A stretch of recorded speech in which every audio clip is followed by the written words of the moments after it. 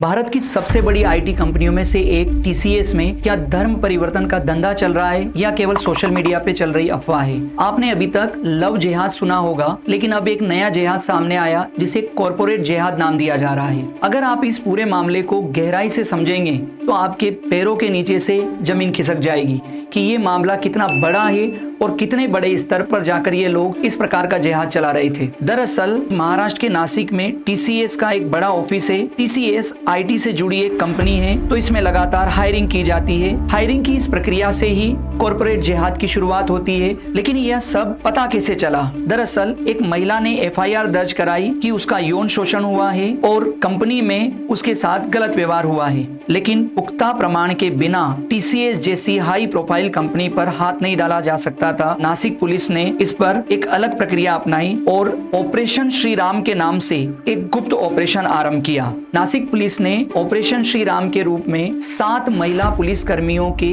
Job interview TCS में दिलवाए। ये सातों की सातों महिला पुलिसकर्मी हिंदू थी, तो इनके सेलेक्ट होने के चांसेस भी बहुत ज्यादा थे और हुआ भी यही। इनको तुरंत सेलेक्ट कर लिया गया। इन महिला पुलिसकर्मियों ने टीसीएस के इस ऑफिस में रहकर ही सारे सबूत जुटाए कि किस प्रकार से हिंदू लड़कियों को टारगेट किया जा रहा था। दरअसल एचआर निदा खान जब हायरिंग करती थी उसी समय छंटनी कर देती थी, मुस्लिम लड़कों को अलग, हिंदू लड़कियों को अलग। ये भी छंटनी कर दी जाती थी कि इनमें से किन हिंदू लड़कियों को हमें टारगेट करना है। कंपनी में टीम लीडर का पद मुस्लिम पुरुष के पास होता था, अब हिंदू लड़कियों को टारगेट किया जाता था। उद्देश्य होता था उनका धर्म परिवर्तन और यौन शोषण। इस कार्य के लिए 2 तरीके अपनाए गए। पहला तरीका था ब्रेन वॉश करना, यानी कि इन लोगों ने एक ऐसा माहौल तैयार किया कि उन हिंदू लड़कियों के दिमाग में हिंदू धर्म से संबंधित जितनी भी बुराइयां या कुरीतियां हैं वो बहुत गहराई तक डाली जाए, ताकि वे धीरे धीरे हिंदू धर्म से नफरत करने लगे।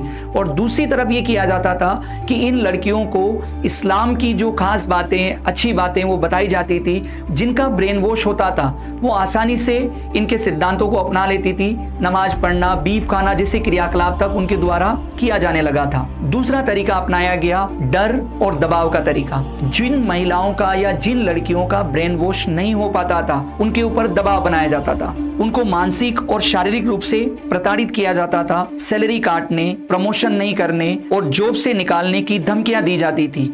उन पर भद्दे कमेंट किए जाते थे और लगातार उनको इस तरह के माहौल में रखा जाता था कि वे खुद इनकी बात मानने के लिए मजबूर हो जाएं। जब नासिक पुलिस ने टीसीएस के कुछ कर्मचारी, जिनमें शाहरुख कुरैशी, शफी शेख, दानिश शेख, रजा मेनन आदि को गिरफ्तार किया और अपनी जांच में यह भी पाया कि टीसीएस की इस ऑफिस में जितने भी जो मुस्लिम लड़के थे उनमें से अधिकांश के व्हाट्सएप ग्रुप बनाए गए अलग अलग, और इन व्हाट्सएप ग्रुप के अंदर ये लड़के इस बात पर चर्चा करते थे कि किन हिंदू लड़कियों को टारगेट करना है, इनमें से कौन सॉफ्ट टारगेट है और ऐसी कौन सी रणनीति होगी जिसके तहत इनको टारगेट करके इनका धर्म बदलवाया जाए और इनका यौन शोषण किया जाए। यह भी पता चला कि जिन लड़कियों का ब्रेन वॉश हुआ उनको बीफ यानी गोमांस खिलाया गया। टीसीएस जैसी हाईटेक कंपनी में अगर यह चल रहा है तो आप इस समस्या की व्यापकता और भयावह स्थिति का अंदाजा लगा सकते हैं।